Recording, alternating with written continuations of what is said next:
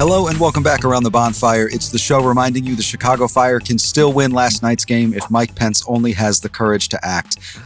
Not the way we wanted to kick off the 2026 season. Chicago Fire falling 2-1 to Houston Dynamo. Some of us had to issue some apologies last night. I've got Tim with me today. I also special guest. What? Where did you get that one, man? Like that is coming out of left field. I spent all morning on the phone with Don Garber trying to find a few more goals down in Texas. I've got Tim as always, and special guest today, CEO, founder, owner. I don't know what your official roles are anymore, Matt. You just go by a lot of the bigwig names. Matt Shabelman joining us as well. Matt, great to have you, buddy. I don't really know what my title is either anymore. I just kind of hang out, But good to be here. Glad to be here. Good to see you guys. Can we just call you the original Men in Red, not the original Man in Red, because that's obviously a member of the squad. But and you could totally do that, but I'm known for wearing blue to games, so I'm not sure how accurate that would actually be. That is true. Although, I like it. Since you bought that sweater that you're currently wearing for the people watching on YouTube, which by the way, if you're listening audio and you didn't realize, we're doing full video on YouTube for everything now, so you can always go watch it there too. I feel like every time I've seen you since you bought that sweater, you've been wearing it. Listen. I'm not a Fanatics guy, but I bought it off Fanatics. I think they're really problematic, but it is comfy, it is oversized, and it's cool. My big three C's, even though one wasn't a C. How many ways can Matt say that his girlfriend is long distance other than that, and just talking about wearing the same hoodie all the time? Yeah, Matt's girlfriend, who he met at camp, she definitely exists. Who other people have definitely seen real photos of that weren't staged. No, for reference, we did a little watch along last night. Myself, Matt, and Memo, and we had before we got on, we had this exact same conversation where I was like, "Yeah, Matt's girlfriend. No, Matt, she's real. I think." It's like, I got a girlfriend. Where is she? Oh, she's not in the country. Yeah, she goes to a different school. No, look, we love you, Matt. My wife is just off frame yelling at me because she doesn't want me to be mean to Matt. This is how men show. Tell Isabel this is how men show affection. Yeah, this is how men show affection. We love Matt. She is real. Yeah, she is real. Okay. No pun intended. No pun intended. Anyway, let's talk a little bit of Chicago Fire football before we get into the actual game that happened. Because I don't know, I'm not exactly mid-season form, man. We are in mid-season form already. Look, okay, before we jump into the game, a quick little announcement. If you haven't heard already, I do believe we kind of teased it on the last show there. We've got Hot Takes coming back this year. We're very, very excited about it. Matt is kind of leading the relaunch. So, Matt, if you want to talk a little bit about what folks can look for and where to find it and all that kind of fun stuff, take the wheel, Jesus. Yeah, absolutely. I will take the wheel. Thanks for that little intro, John. Like you said, we're kicking off Hot Takes again consistently. We're excited. There's a new hosting crew. Myself, well, John said, will kind of be like the guy leading whatever. Like I said, we don't really know what we do here.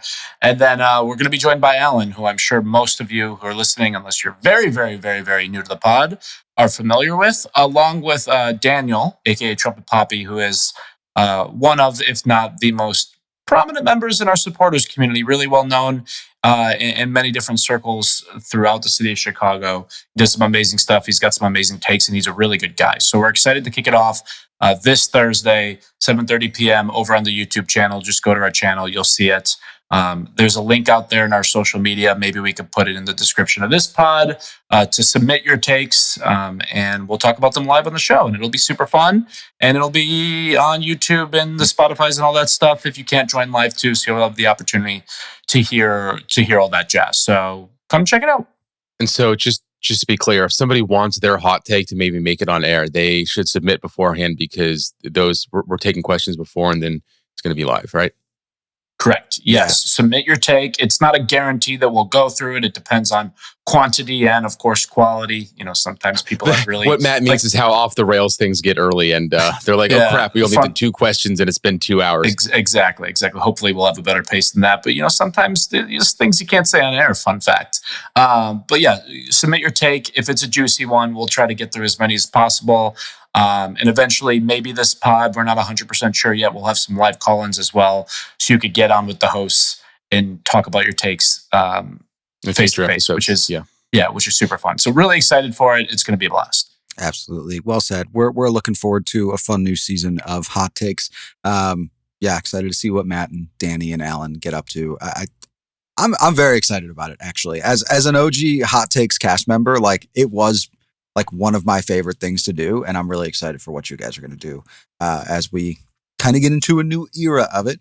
But yeah, to Matt's point, go ahead and contribute. Yeah, to the point of, even if you can't join us live, you may get your question answered, and you can listen back and find it then. Yeah, but all that is to say, there was a game that was played last night, and because of Mike Pence's failure to act, the Chicago Fire did lose. It was a 2-1 loss. Some of us are very embarrassed by the way we were speaking about it before the game. Just to kind of wrap things through quickly, Hugo Cuypers opened the scoring in the first half off Mateusz Bogu's poor back pass. Finishes nicely against Jonathan Bond there to give the Fire a 1-0 lead early. They take that into halftime. In the second half, in the words of Greg Berhalter, it was like we stayed in the locker room. Chicago Fire did not seem to come out to play in that second half.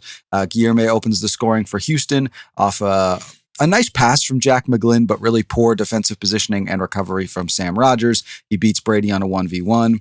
The Fire makes some subs around the 76th minute with Christopher Mueller and Christopher Cupps coming on for Robin Ludd and Sam Rogers. Guilherme kind of takes advantage, again, of a little bit of a mix-up as the transitions are made.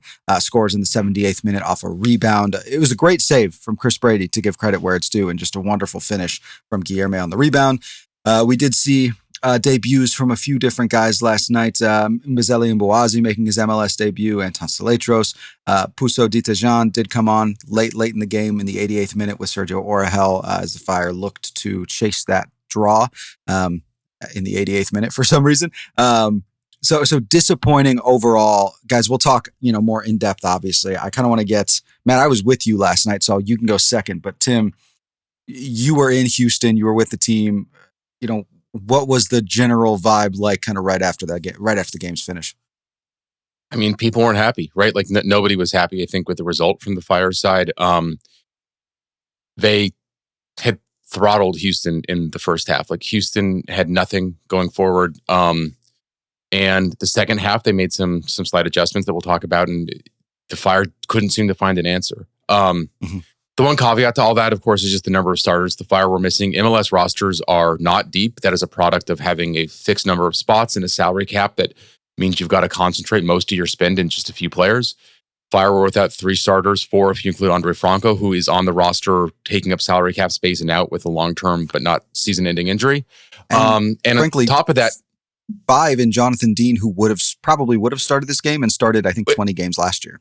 So I think Andrew Gutman would have been on the left, and I think that Leo Barroso is on the right. But the backup position, the natural backup in the left back position, Victor Radojevic is yet to feature, and the person on the depth chart behind him in the wing back position is Jonathan Dean, who also wasn't available because of non-injury related concerns. We should hear more about that. Hopefully some good news soon. And it's just hard to sustain that many losses, right? On top of that, Jack Elliott, I said he's one of the starters that was out. Missing your captain and one of your starting center backs when you have a center back playing, pair that if Mboazi was going to be starting either way, they hadn't played out of a back 3 with that combination of people except for a few minutes in preseason, whatever they were doing in scrimmage. It's hard to have all of those adjustments happening at the same time and come out with a result. The Fire didn't, but what I think is frustrating is after that first half, it really felt like they could have, right? Yeah, Matt, you and I were together. I think we both kind of lamented what seemed to be a lack of action from the Fire, both on the field and on the sideline. I kind of, now sitting, 12, 14 hours later, where's your head at in terms of what went right, what went wrong? Yeah, it's interesting to me. I remember talking about this with you last night, you and Memo. Last season, it was kind of the opposite of what we experienced. That first half was a little lackluster, and then we would be the team to make the adjustments to have a stronger second half. This obviously was the exact opposite of it, and it was very disappointing. Greg Berhalter, I think, shot himself in the foot a little bit with those substitutes, and I imagine we'll talk about it in a bit. But he just got out-coached by Ben Olsen, who's a decent coach. He's not like a top-tier coach in America, but he did get a little out-coached. Those adjustments, like Tim alluded to, definitely kicked him in the butt. It was sad to see, considering even with a few starters gone. I think, Andrew Gutman would have made a huge difference in that game. Jonathan Bamba would have made a huge difference in that game. There's still enough talent on the pitch to result in a win. And I remember, John, like we were saying, probably like the 55th minute, I sat there and I'm like, oh, you know what? You know how relieving it is to not be worried about having a 1-0 lead and conceding and losing the game? And then we conceded and lost the game. And it just shows that the game plan wasn't right coming out of the locker room. And I'm glad that Greg admits that, because it's a learning experience for the whole club. Yeah, I think that the adjustment wasn't so much the energy, or it wasn't so much the tactics coming out of the locker room. I think it was the energy, right? He said that like we can't be on autopilot after the game, and we can't be playing at half speed and be better than other MLS teams. And I mean, that's sort of what happened. The tactical adjustments, from my point of view, it looked like Houston were pressing higher up the pitch. The Fire didn't really adjust with that as well. That meant the game had to move quicker everywhere, which again puts more pressure on a back three that hadn't played together a ton. And they had adjusted to being more man-to-man on the press, and I think that caused some challenges for some guys. And with a back three, Fire had a two-man midfield. The two-man midfield, Robin Lod and kind of playing more on the wing, but it was Jay Davila. Anton Slatros and Jay Davila were, I think neither one of those guys are going to be guys that really create. They can progress the ball forward, but they're not individual creators, and I think that limited the tools the Fire had to adjust. This almost kind of felt like at times, Anton Slatros post game, and I apologize because I don't remember who asked the question, said something to the effect of like they switched to more of a man marking kind of system in that press as opposed to playing something that was a little more, a zone or area dedicated. And part of me almost feels like when you have, Matt, I think I said to you when we were on, it was like, look, your average age of your back line right now is like you have 3 guys under 21. A forward, and Joel Waterman, who, no disrespect to Joel Waterman, I think he's very good, but he's at best your second choice. Like, it just felt like you were asking for a bit of trouble there, and instead of kind of adjusting and saying, "Hey guys, let's play a little more direct. Let's get the ball forward, get out of our 19-year-old hands and our 17-year-olds hands, and get it into the hands of our midfield and our forwards, the guys who are really kind of the strength of this team." They continued to try and play out of the back. It led directly to that second goal, right? I mean, poor pass from Christopher Brady, poor pass from Anton Slatros, poor clearance from Joel Waterman, and then you have 4 guys standing over the ball as it trickles, right to an open Guilherme. Yeah, and I think Sam Rogers also struggled at some points. I think that's what ended up leading to the first goal, right? I was trying to look it up in my notes, but I lost half my notes because somebody in the press box spilled something all over it and ruined what I'd written to that point. So that is not there. But yeah, I believe on the first goal, it was, Rogers just wasn't quite quick enough at getting, closing in the space. And look, Houston, the other thing we talked about, the Fire's injuries, they are without Artur, who's their starting D mid and one of the better players on that roster. And Ache was on the bench and didn't make an appearance. Now, I mean, that could say something about where Ache is at this point in his career after not really playing in Toluca in his last stop before rejoining the Dynamo. But you have to think if in a game where it really looked like if Houston were going to get in it, it was going to be, something off a free kick or a set piece. Like Ache's ability to do those things did not get worse in the past couple of years, right? He'll still be able to do set pieces phenomenally 10 years from now, right? If nothing else. Yeah. Well put. We talked about the back line. Let's dive a little deeper. To start, there was kind of this question, I think, all off season, including in our own staff rooms here at MIR 97, right? Of Christopher Cuypers or Sam Rogers, who is the 4th center back. We would have hoped not to see it tested so early, but unfortunately we did. Obviously, Sam Rogers getting the start in that back three, which we'll talk about the formation itself more in a few here. But just to kind of talk Rogers versus Cuypers, Tim, you alluded to it. That was directly a great pass from Jack McGlynn, but it was a Sam Rogers mistake that allowed that first goal. Just poor positioning, and he does not have the speed to recover, even on a guy like Guilherme, unfortunately. And look, after the game, Well, one thing about Cuypers, right? So it's never easy as the center back to get subbed on because I think just the psychology of playing in that position and what the expectations are around subs. Unfortunately, Rogers was hurt. He was very much on the pitch and trying to get it together so he could play, and decided he couldn't he just couldn't continue. And I think that was pretty obvious from watching it. I don't know if it was shown on screen as much. So Christopher Cubs did have to come on, and again, it's a difficult situation, so I don't want to pretend that it would be the same result as if he'd started, but he didn't cover himself in glory either at that point. Exactly. And I think also, like, not only did he come on at a difficult point in the game, I believe at that point it was tied. I want to say like 6 minutes, 7-ish minutes after he came on is when they conceded the second goal. Even less. It was almost immediately, yeah. And with that momentum shift, that pressure on the back line became almost insurmountable. Houston was on the front foot.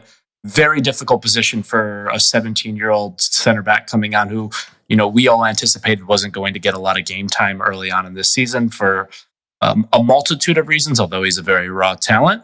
And you could see that pressure was getting to him towards the 70th minute with his quality of passes and his positioning.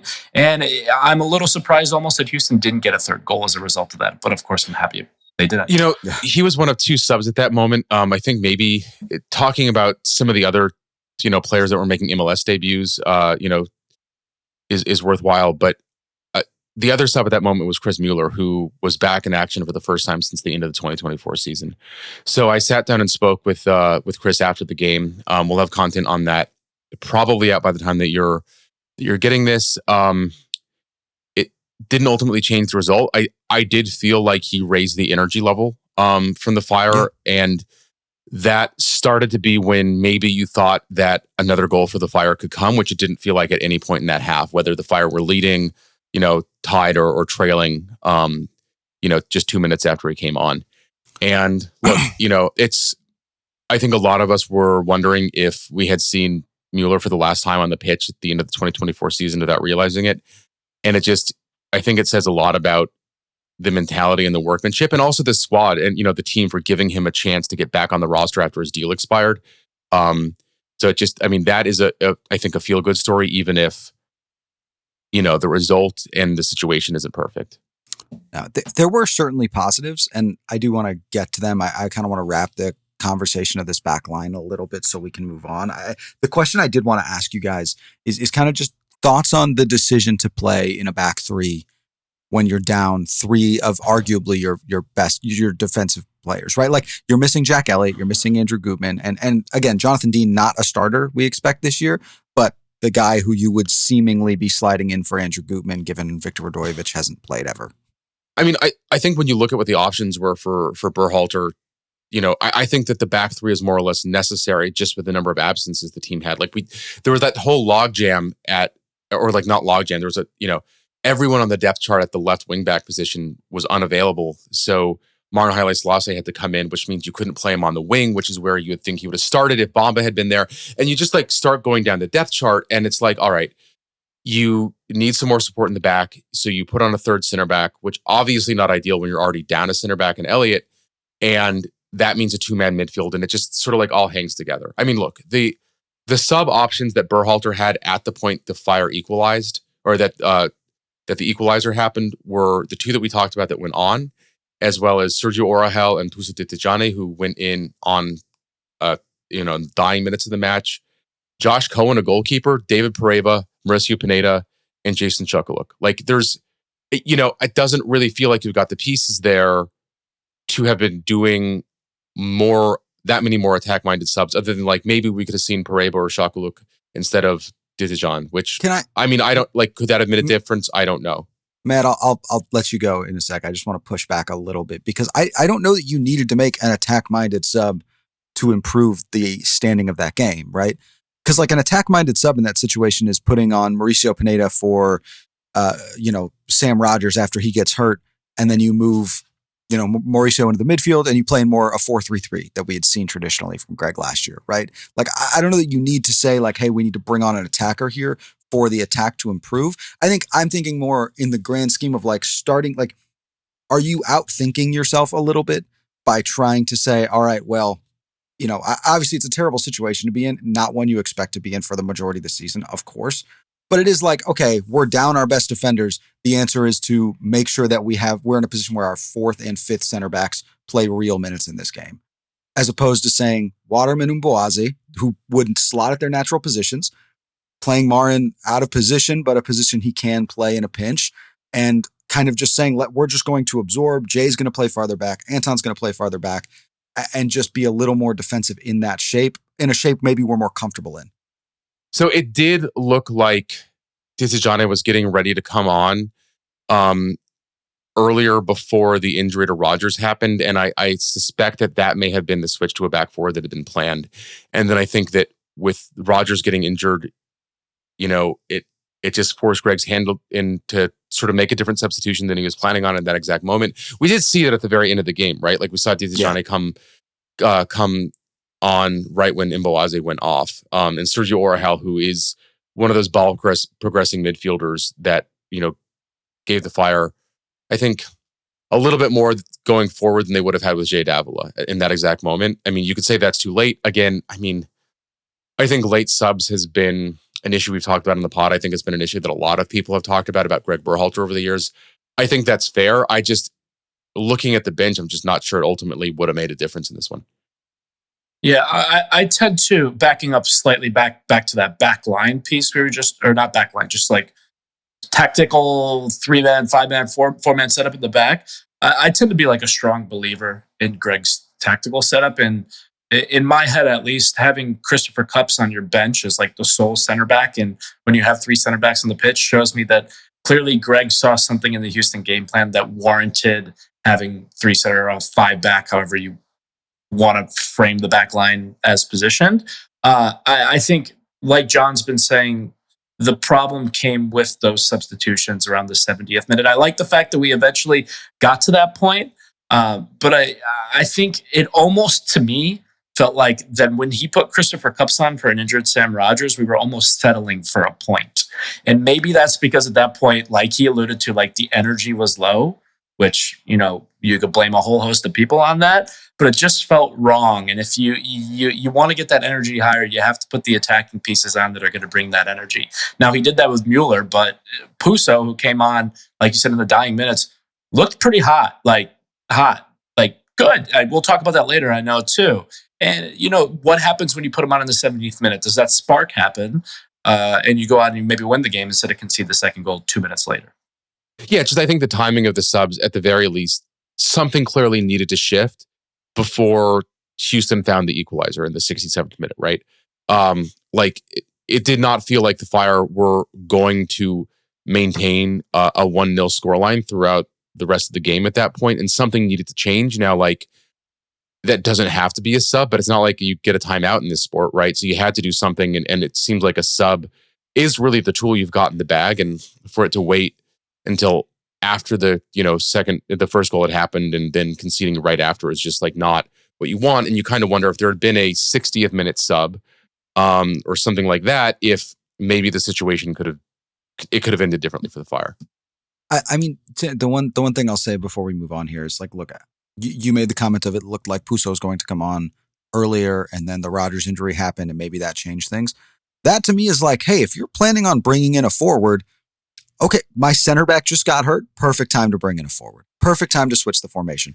I went down a center back. Let me go ahead and just get this other guy in here. We can slide Zink in centrally so he maybe has a little more room. You let Puso play on the right side in his more natural position. Robin Lod can still play on the left, even if it's not perfect. That's something we haven't even talked about. Philip Zinkernagel started on the left in this game, which we have never seen before. I think we've talked a lot about Greg subbing tactics, and this was, unfortunately, I think another example of a game where just not the greatest night for Greg in that respect.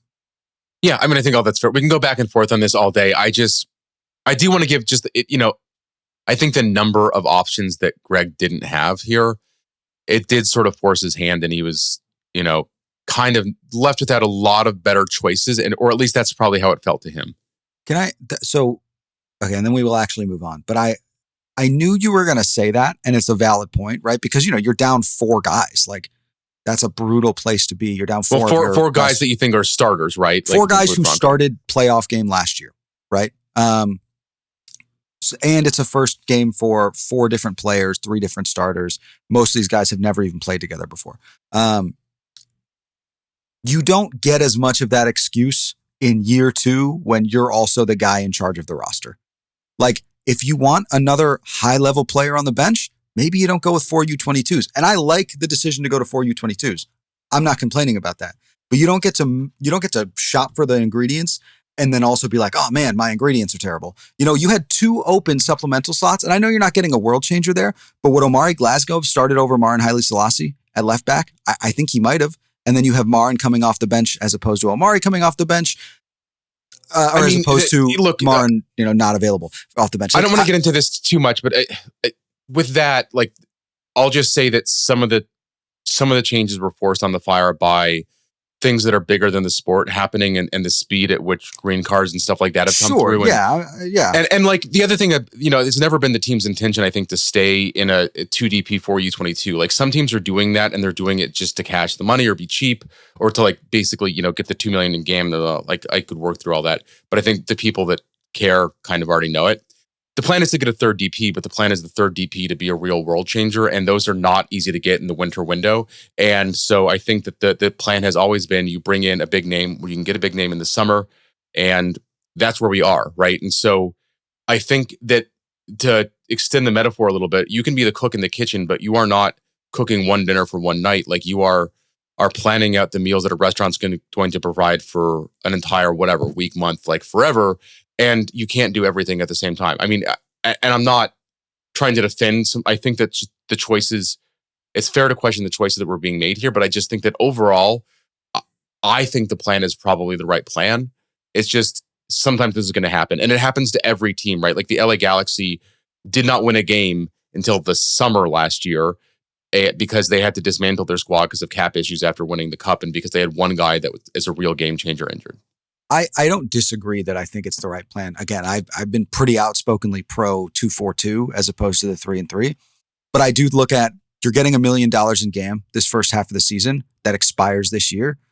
You couldn't have taken 500,000 of that and bought one more international slot so you'd end up sending Omari Glasgow off because he would have played last night, right? He is a quality, you can talk about what level. He is an MLS player. I don't think he played well when he had to start last year. You know what I mean? And so that is where I think, again, you didn't send him out for anybody else. You just sent him away.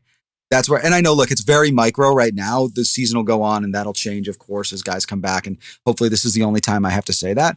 But I do think that was a little short-sighted in some ways. I mean, you say that, but I mean, he's also a guy that has 1 assist to his credit. Now, like limited minutes in MLS, right? So, but like, let's not act like he is a guy that's reliably been providing 5, 7 goals or 6 assists. No, but he's a guy you feel comfortable in running your system should you need him to, right?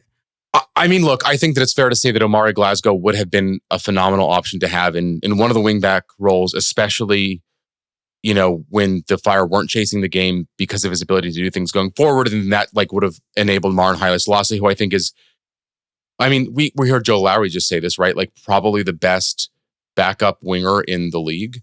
And I think that he is starting quality. I think it's just, he's not elite starting quality in this league. And so that puts him in a weird spot. Would have enabled him to be on the left wing. That would have enabled Zinkernagel to be playing more centrally, which I think is what he prefers on the wing, right? So you can go down the list. But I mean, end of the day, sometimes decisions have to be made and sometimes they don't, the cookie doesn't crumble the way that you want. When it's a 1-game sample size, there's only so much for us to talk about, right? Speaking of which, let's move on. Go ahead, Matt. I was just going to ask a question. Is Victor Radojevic injured or is he just never going to play a game for this club ever? He does have some It could be both. Yeah. Yeah. Okay. One does not exclude the other.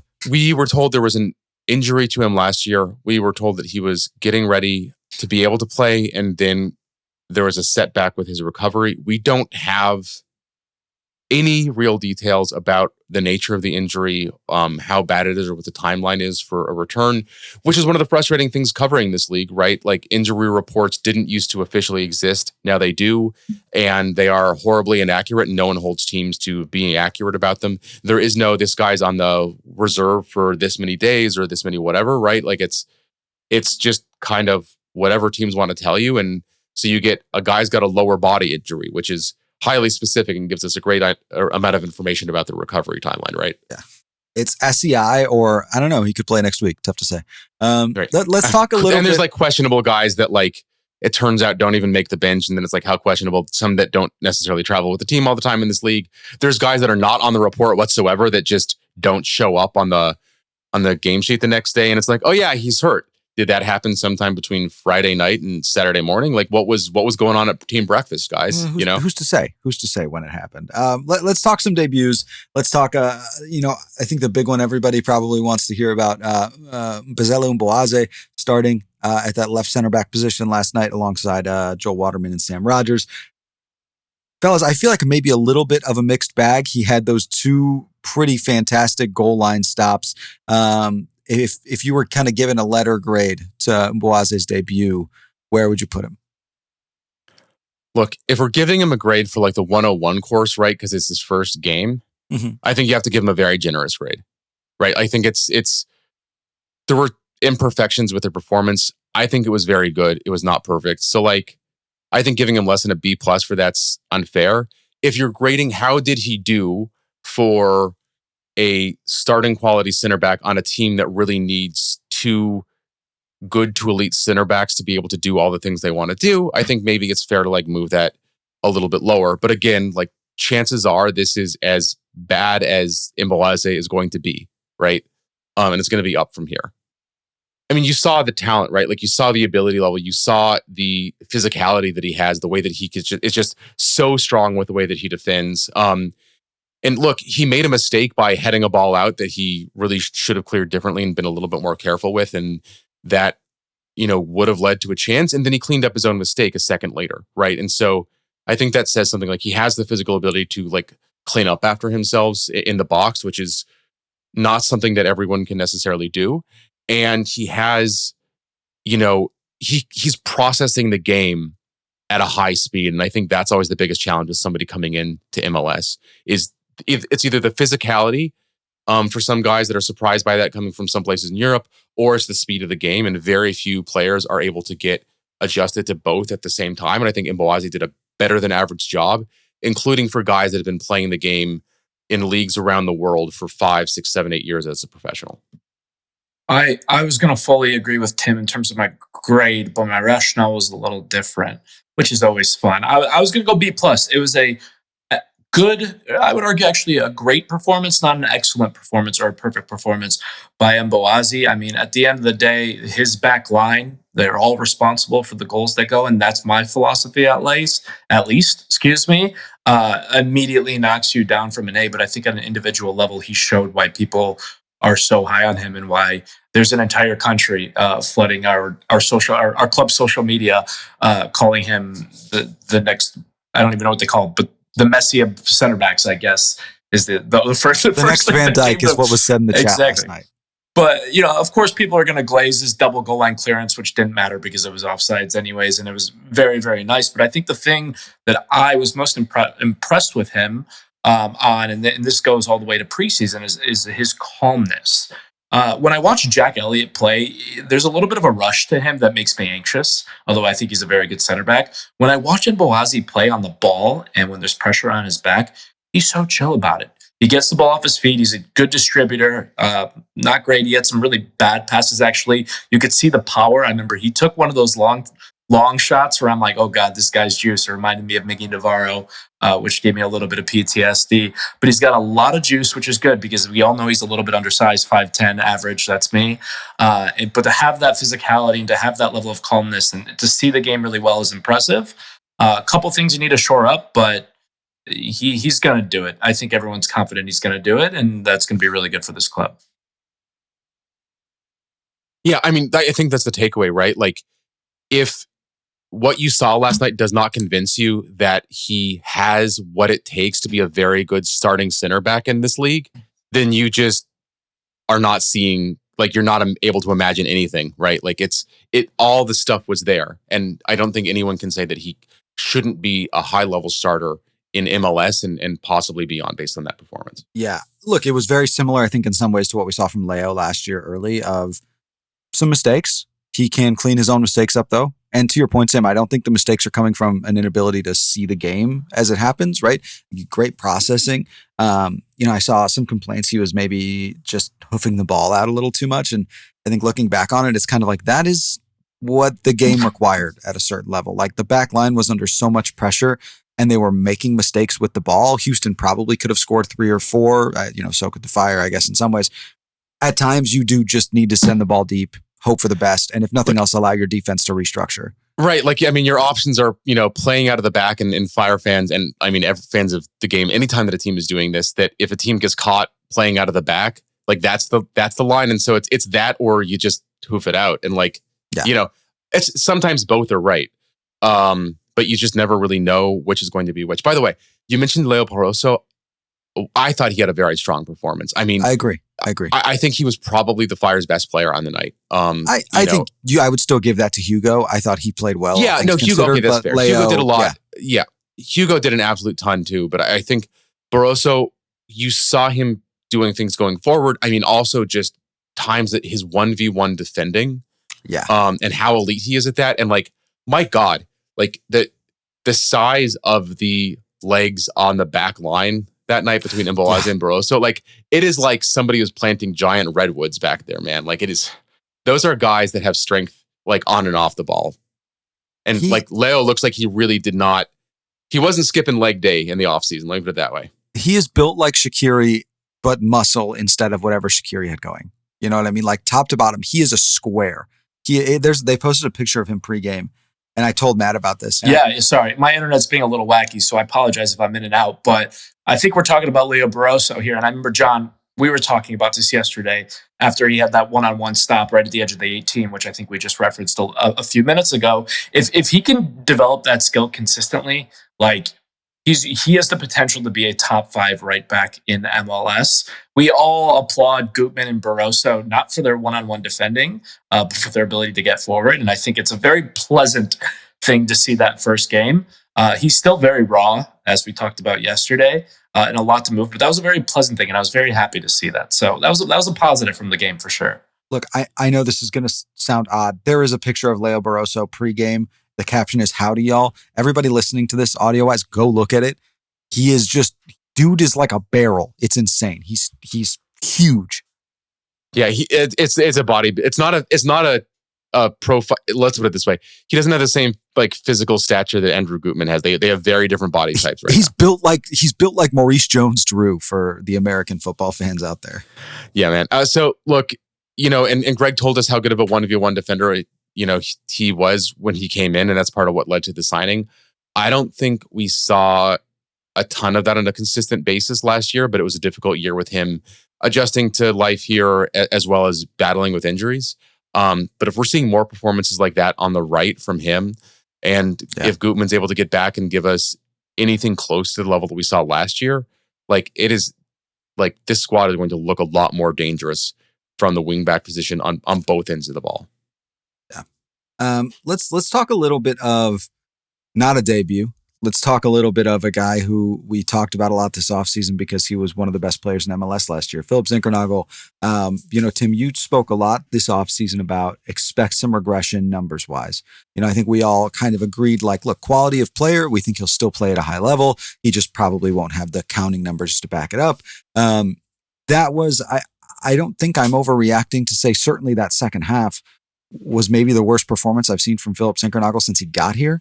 And, part of that is also we expect a lot from him. But the other side of the coin is, I think I said last night on the stream, like, hey, look, you can't win a game when your best player plays like that. Because I don't think Hugo Cuypers was an issue last night. I think he wasn't getting service. And when you don't have a creative 10 in the middle, you kind of look to Philip Zinkernagel to lift that up. What were your thoughts on Phil? How much of this is a blip? How much of this is we may need to be slightly concerned that last year was the outlier? Yeah, look, I think Philip Zinkernagel, like that, with the Fire lining up the way they were lining up, right? With him playing on the left wing, it's not something we'd really seen him do except in phases of play. Like, I don't think he was ever in a lineup where like that's where he was positioned in like the graphic. Not his best position. He was brought in because of his versatility across the midfield roles. I don't know that I don't know that this is the best of his positions. I think he looked really good centrally in preseason. I think that we've seen what he can do on the right. That speaks for itself. So left, maybe not his strongest suit, but I don't know. Maybe it was something in Houston because I also don't think that the other, Nordic players on the Fire's roster had particularly noteworthy nights from, Robin Lod, who's one of the highest, performing players as a ball progressing midfielder in MLS over the past few years. Had a pretty anonymous night. Anton Seleutros in his MLS debut, I thought, there was some good stuff about his performance, but I think it was fairly anonymous. End of the day, it was a fairly anonymous performance from him as well. And so I don't know, maybe it was something with the humidity and heat, or who knows what, that affects the Scandi guys a little more than everyone else. But it looked forgettable from all of them, I think. Well, to that end, Matt, does this kind of feel like, not first game jitters, right? But a group of guys specifically in the attack, without Jonathan Bamba, who have just never played together, right? I mean, Philip Zinkernagel and Hugo Cuypers, obviously, but Robin Ludd is new, Anton Seleutros is new, Jay Davila is, well into the team, but he's never played with either of those guys either. Marin's playing out of position. Does this feel a little bit more like, we need more time to gel? We need some real minutes, and this is going to be a great experience. I think we might have lost Matt, unfortunately. Tim, you want to run with that one? Yeah. I mean, look, I think a big part of it is, when did the Fire learn that some of these absences were going to be, the absences they are? And when, because typically the Fire spends the first half of the week working on stuff that is just like on the list of stuff they need to work on. And then the second half of the week, starting a couple days before they leave, it starts being focused on their opponent. And I kind of wonder if at that point, even being later in the week, they just weren't 100% clear about whether or not like Andrew Koopman would have been able to start, like whether or not some of the other absences were going to be available. And then that, maybe we disagree about this a little bit. I think that it would have been a back four if the Fire had more healthy bodies in this one. And so I think that with it being a back, I don't know when this version of the lineup was started. I asked Anton after the game when he found out that he was going to be captaining this game, because I don't know how many guys, unless you're like Leo Messi, captained a game in their first MLS appearance, and he said it was just a couple hours before. So that to me makes sense, in the sense of even if we knew Jack was out all week, the team doesn't necessarily have a vice captain, right? At least officially. So you knew it was probably going to be Cuypers. There was actually, somebody asked me pregame, do you think Seleutros will be the captain because of his leadership ability? And I was like, no way, it'll be Hugo, but obviously I was wrong. I mean, my assumption is that it would have been someone who's been there. Like, I thought Zinkernagel may have been the next guy up, right? But look, he made the decision he made. I don't hate it. Yeah. Yeah. Last year, Kellen Acosta was the assumed captain. He falls out of the 11 and it goes to Jack Elliott, who just got there, right? I think the other kind of, not to transition harshly here, but to transition. One more beat about all that. Just, I don't know how much of this made the broadcast. And also I've heard after the game, when I started looking at my phone at, text messages a little bit more, a lot of people, just different DMs I'm a part of, people are complaining about, not just in this game, but other games that people were watching, some of the editing and decisions about what was being shown on the screen and things. I don't know what your thoughts are on that. But in any case, the captainy stuff that Seleutros was asked to do, I think he did a pretty good job of. He was talking to the ref about some of the calls and non-calls, pretty effectively. He was getting his squad behind him. So I think he was a good communicator in that sense. Oh, absolutely. And look, I think, one of the things I talked about last night was, big thing for Anton Seleutros, guy with Champions League experience. You can say it's with AIK, but played in Champions League, played in Europa League. I believe played in Europa Conference League too. So guy who's played a lot of big soccer. You know what I mean? Shout out big soccer. No, but he's, I have you should see the number of posts that dude has on there, man. No, I mean, he's the most active player in the New York Metro Stars. Big soccer Metro Stars. No, I do. I have no issues with Anton Seleutros being named captain. And again, I thought he actually played maybe a little better than you, Tim. Again, I got to be honest. I do lay a non-insignificant amount of this at the feet of Greg Berhalter and Philip Zinkernagel. I thought it was fine, right? I just don't think he covered himself in glory, right? If no, yeah, of course, yeah. End of the let's put it this way: if somebody's putting together a highlight package after picking the most Euro-y techno music on the internet as a background, it's all right, I need to now get video for it. They aren't, and they're doing one of Seleutros, they're not going to be including any footage from this game, right? Yeah, I mean, for sure. I do. I don't know. I keep circling back to kind of your point there of if you have everybody, you play a back four, and I think that to me is the big criticism of Greg in this game. I understand to an extent, kind of playing to suit your strengths, but I don't like this idea of personnel dictating your formation that heavily. right? And maybe I'm being a little bit reductive there. I think which is kind of I think if it's one absence and you throw out everything because you don't have one guy, that can be a thing. I think when you're dealing with this many, sometimes your hands are forced, right? Like, I mean, I don't know. I think that it's worth saying that that Houston were playing out of a back five as well. They had 3 center backs, and they weren't doing it exactly the same way that the Fire were. But I think that knowing that that's how they were going to play, like I talked to Greg a little bit at training in the middle of the week, and he said he expected that Houston would be switching to a back 3 for this season just with the personnel they had available, and that's what happened. And I kind of wonder if that may have tipped things in favor of that in Greg's mind. I feel like that was almost resigning to the fact that a good amount of this game was going to take place in your own third, as opposed to really keeping the foot on the pedal. Because where's Houston's strength, right? It is kind of in their forwards. That's where they spent all their money. I think if you could have stayed in the front foot in the second half, that the game would have looked differently. And that brings me kind of... And also, right, that's the other thing, right? It's not like this was a bad performance for 90 minutes. If what we saw in the first half continued in the second half, I mean, the story would be, oh my God, is Houston going to win the spoon? I think the other part of the problem, though, is you got lucky in the first half to get a goal, right?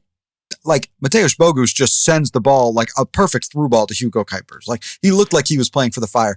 You could have and should have scored more and didn't. You know right? what? You can say that, but that was happening because of the intensity that the Fire had been bringing into Houston's box. And that didn't just that wasn't what happened to St. Louis when they first came into the league, and it was no pressure from anybody. And it's, let me just pass to a guy wearing the different colored shirt. This was the Fire were executing their game plan, and it caused mistakes to be made. Other thing is, look, Jonathan Bond, Lowry said this on our podcast, maybe the worst starting goalie in MLS on paper based on what we'd seen coming into this season. All of the best saves that the dude has had since coming to North America from England feel like they were last night. I don't think he had a single save. Well. Yeah. And look, I mean, ball off is literally taking one for the team, and it hits his head. I mean, because saving a goal in the first half, the guy was on his game. Chris Brady, I think, also did pretty well. I think that he was a little hung out to dry on, the goals that he conceded. He didn't have a perfect game either, but on the whole, if that had not been for some of the best goaltending that I think Jonathan Bond has done at any point in his life, probably including realistic dreams that he's had, it's 2-0 or maybe more by the half.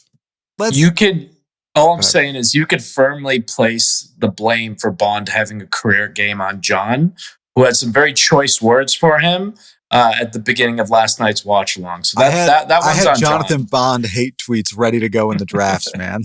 Man, between you and Joe Chat somehow making an MLS game mostly about the Champo, I don't know. Lots of Fire content. Look, man, I had getting hijacked into lower league soccer in England. I had Houston Dynamo in my mentions last night. All right. It was a bad day for me. Let's kind of, last thing I want to talk about today.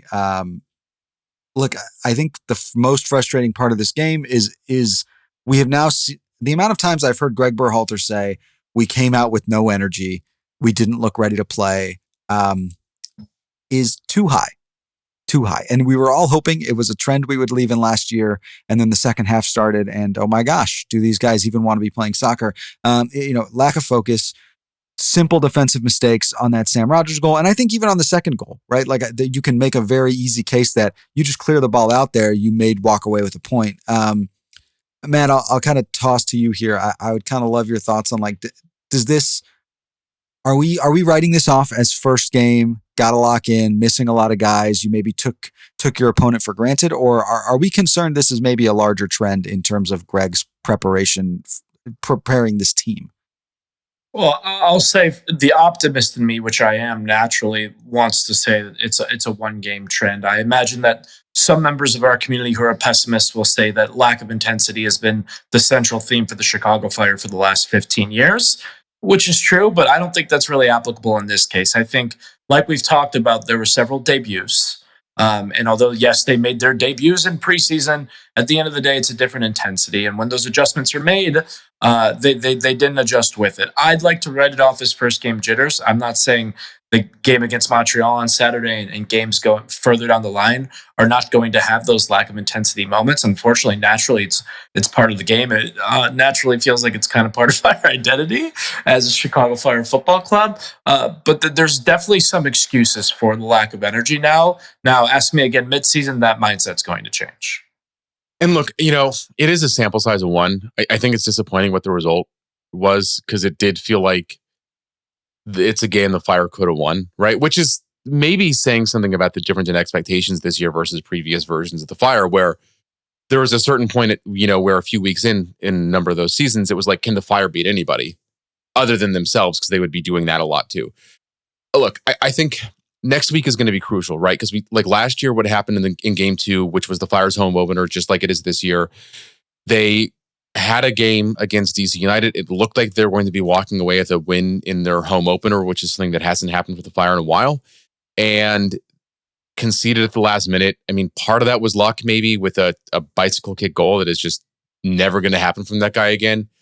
But I think part of it was the Fire were allowing their opponent back in the game. And so to me, a big question about whether or not this squad has taken a step forward gets answered next week to see if the performance next week is at a completely different level. And it's a similar game in Chicago at Soldier Field is going to be cold. DC United last year, CF Montreal this year. Like, this is a team that on paper, like most people around the league would think that the Fire should win.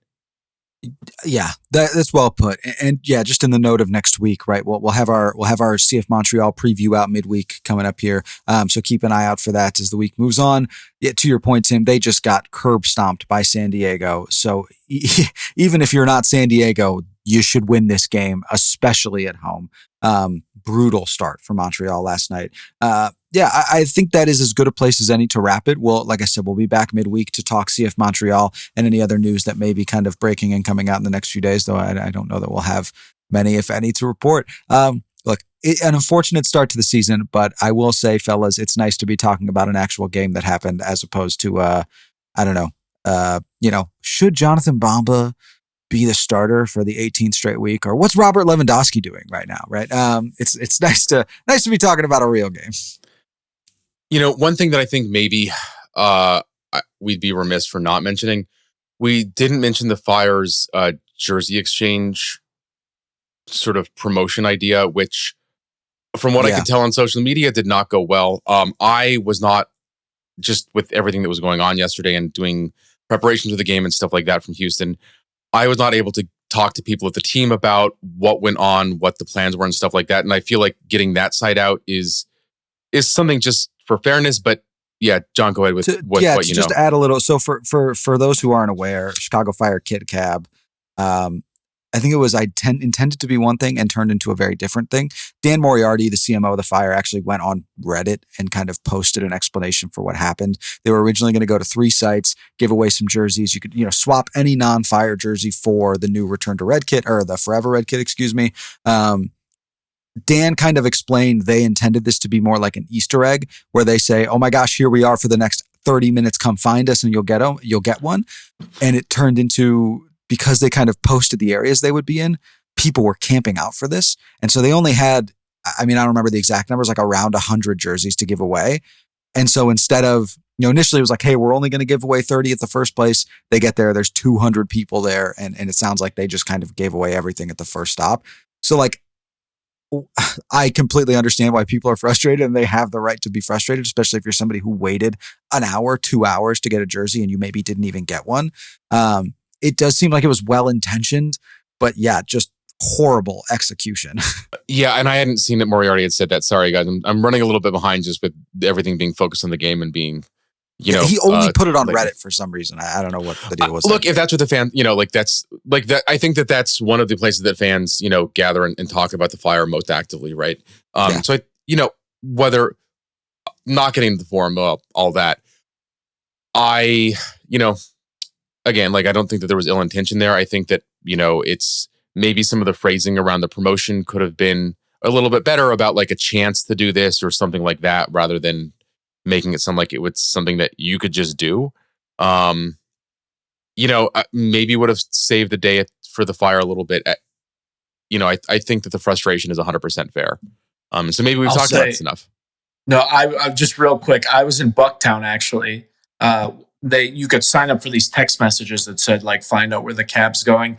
They said they were going to Wicker Park. I was at Bucktown coincidentally on a puppy play date with my colleague, and I had a U3 Real Madrid shirt that I wore like when I was in elementary school, ready to turn in. And the next message they sent was, "Oh, by the way, we're all done," which was personally very disappointing. So really cool initiative, and it's an initiative you've seen with like I think Seattle did it with Messi jerseys, which is it was exchange a Messi jersey for a Paul Rothrock jersey, and that seemed like it was being done at the team store, and they had planned on a larger number, but I mean that's at the stadium, right? So they probably were thinking it's a larger number. So maybe it's just the communication around what the idea was. If it was supposed to be like an Easter egg, pop in, pop out, I did not, from the marketing copy I saw before, I did not understand that's what it was supposed to be. And obviously most fans did not. Right. So, and the problem was they put out the locations. So of course you're going to just wait there. I don't like, it was like, I think we all agree, well-intentioned, very poor execution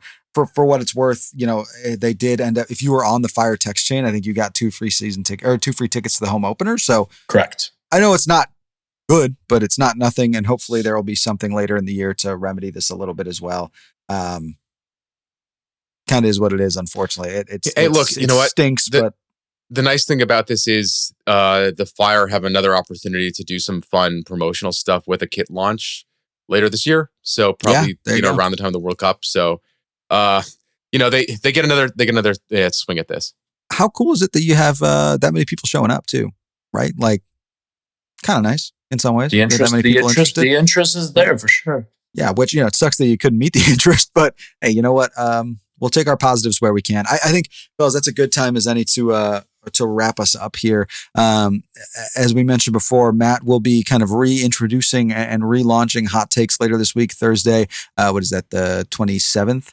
February 27th? 26th. February 26th, live on Men in Red 97 YouTube. So if you are not subscribed there, go ahead and subscribe so you can get the alerts for when we actually go live. Keep an eye on the social medias as well. Men in Red 97, anywhere and everywhere that you follow people, influencers, or any other type of content.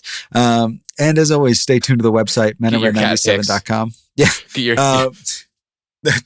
Tim has a little bit of a feature coming out with Chris Mueller later this week. It may actually very well be up by the time you're hearing this. So take a read for that. Great to see Chris return to the field and excited to hear his thoughts on how that first shift went for him. And as always, stay tuned. We'll have our midweek preview of the CF Montreal Chicago Fire game, the home opener, coming out later this week. So stay tuned. You could go ahead and subscribe. Like wherever you are listening to this, it goes a long way, and it'll also keep you in the loop as things continue to release.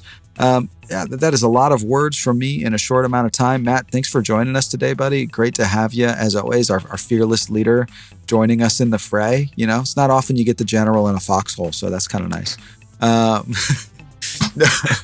So unnecessary. What? No, I was saying like it's great to have you. Like, it's nice to have you. You don't have to do this. You could sit in your corporate ivory tower and just watch. Always wearing the same hoodie. Yeah. No, Matt, great to have you, buddy. Thank you as always. For Matt, for Tim, for our illustrious producer Austin, who does a lot of hard work behind the scenes. I'm John. Thank you so much for joining us around the bonfire, and come on, you men in red.